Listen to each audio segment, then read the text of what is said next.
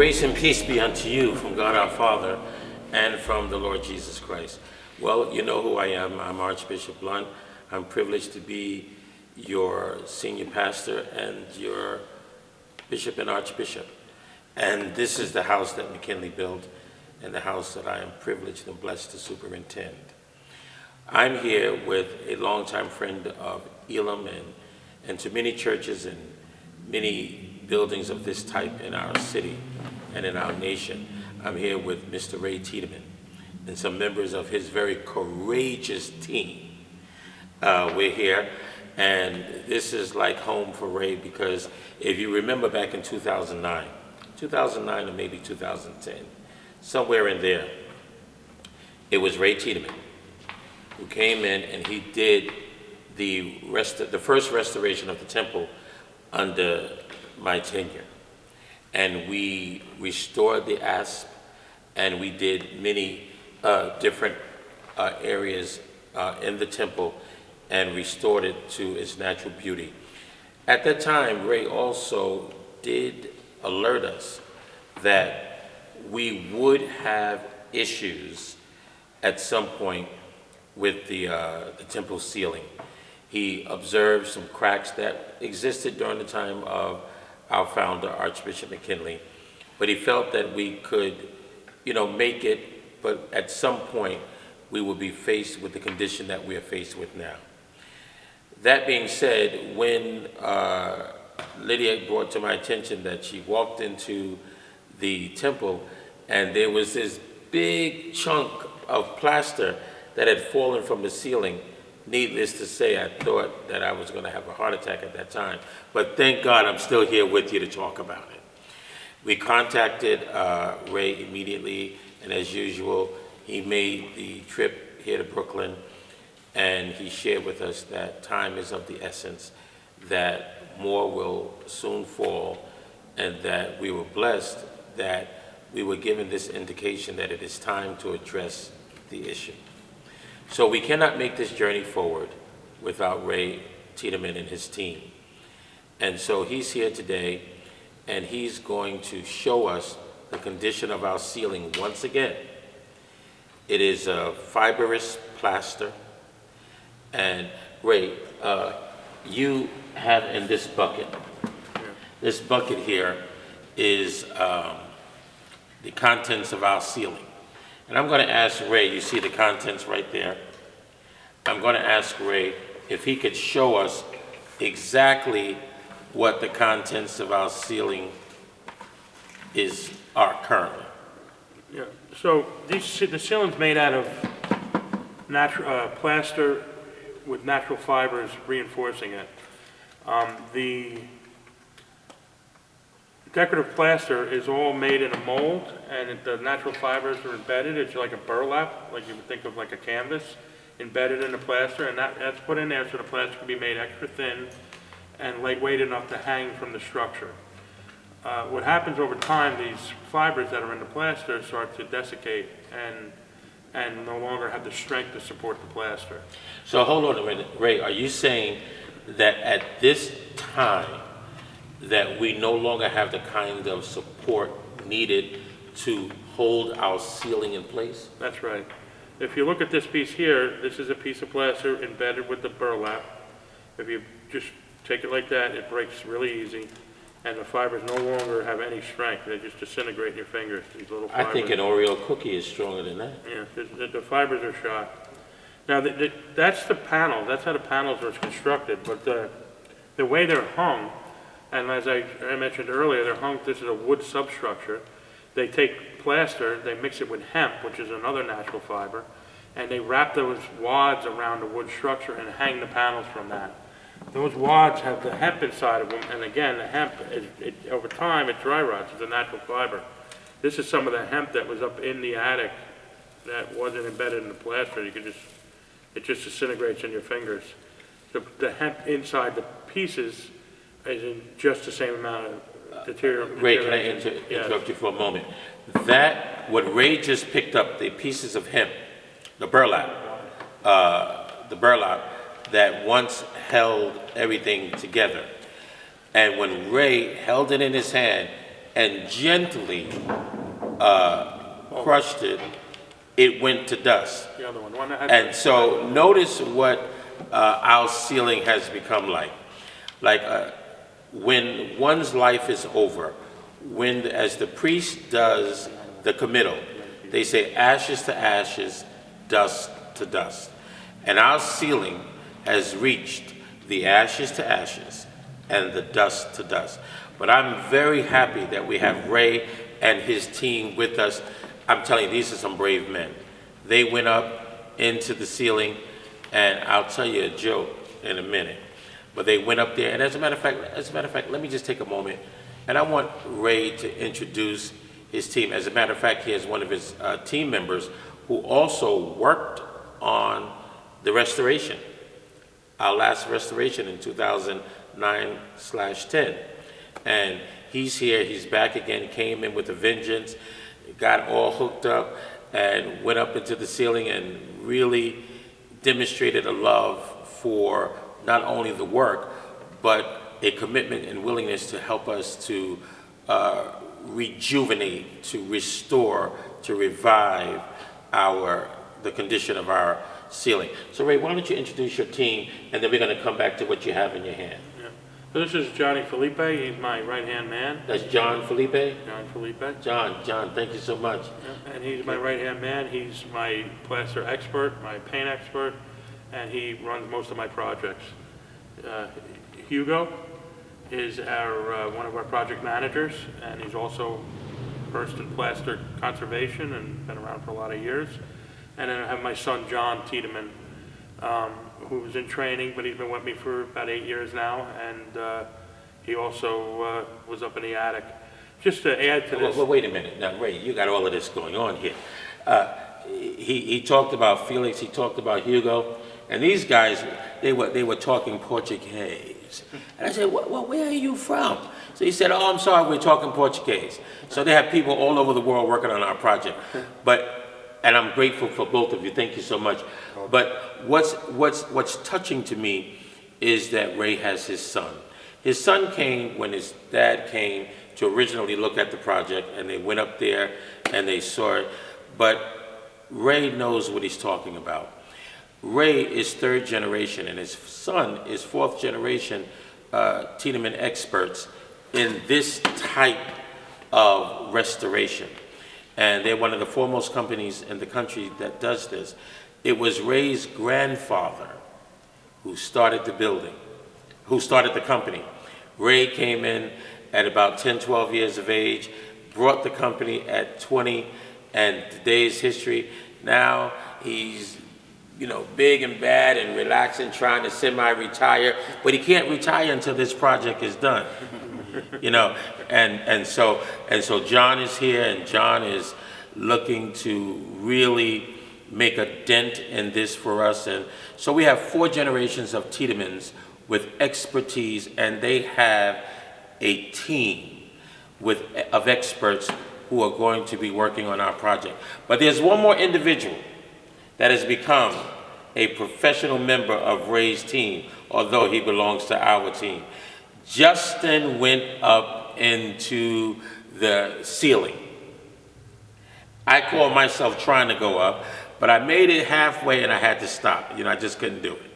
But Justin went all the way up. They harnessed him, and he was all, tied up. Luciana, I'm so sorry that your son had to go up that high. But he did it, and he took his camera, and he went all the way up onto the catwalk, went with the experts, and he took all of the video footage and the photographs that you're going to see, and I'm so excited for him. Hey, Justin, come and just say hello and tell the congregation some of what your experience was. Come in, get in the picture. And then I want Ray to tell us what he has in his hands, and we're going to go from there. All right. Hello. I went up there with the team. They safely guided me up there, and what we saw was pretty much what you see from down below, but you can see the vastness of the extent of the damage from up there as well. Being able to see not just the major holes that you see, but also the little cracks in different areas from the light leaks. It was eye-opening to have that perspective. How did you feel being up there? It was kind of cool. Oh, it's kind of cool. Well, Yeah. listen, let him be cool by himself. I'm going to stay grounded. But I'm very grateful that Justin had an opportunity to go up there. One of the things that when I came to Elim many years ago, one of the things that Archbishop McKinley did, he insisted that I know the building. Listen, I don't know what's going to happen with Justin in the future, but he joins a long legacy of people who have a love for the temple, a love for the facility. Many years, the late, great Pop Charles Gill photographed the history of Elim's history, and that passed on to his son, Christopher Gill Sr., who has taken many pictures and video of our current complex. We have an Andrew Bristow who has a love for the facility, and now we have a Justin Chance, and so I'm very grateful. One of the things when I went up, I was able to find something. Justin, can you please bring me that? And then we're going to bring Ray back, and then we're going to wrap up. But I found something that was very touching to me, and it is this sign. And it was this sign that when Archbishop McKinley was alive, that we created this sign for the reception booths outside on the portico of the temple. And in 2010, which is about the time that we were concluding the restoration, our first restoration of the temple, and it reads, what does it read, Justin? What does it say? I think it says, Loving. Elim in 2010, we are loving, reaching. We're loving, touching, reaching, and serving. We're one leader, one church, one vision. And we have to keep this vision alive.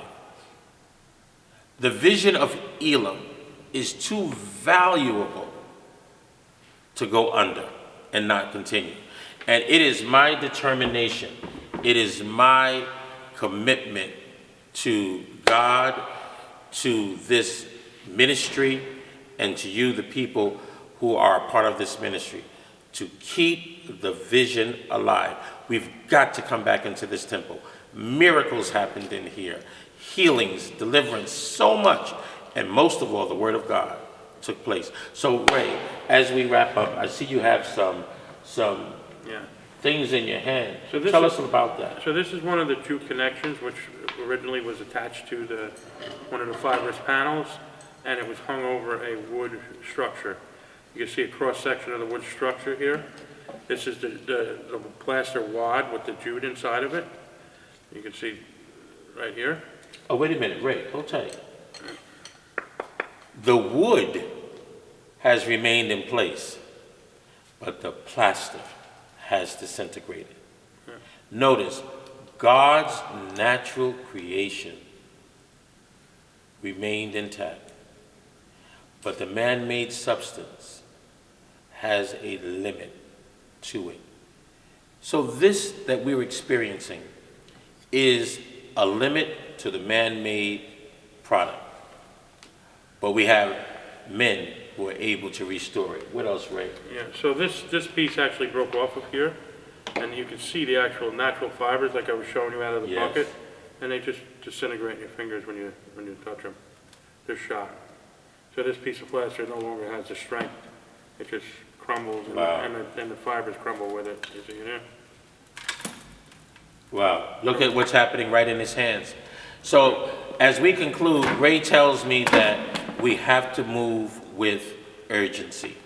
We no longer have the time to wait. In 2009 or 10, when he first advised me, we had time. Now that is 2003, so that's 14 years later. We no longer have time.